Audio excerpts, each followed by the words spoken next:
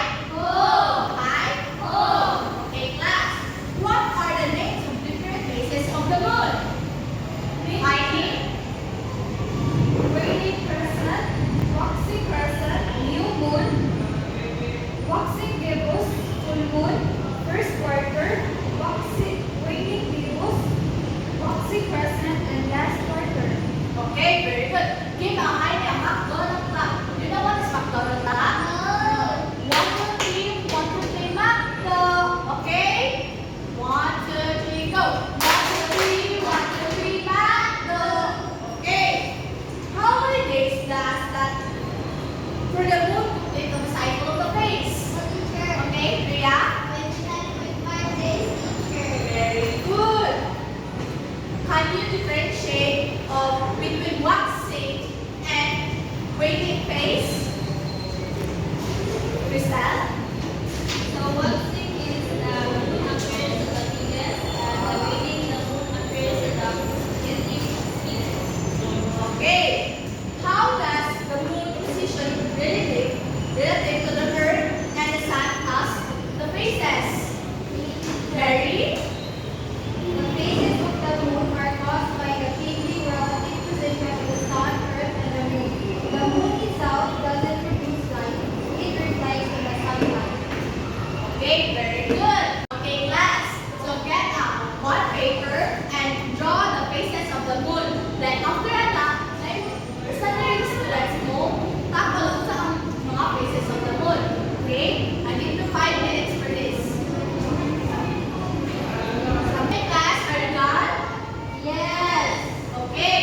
Can I get one student to come here in front to tackle what is the drawing about? Heidi?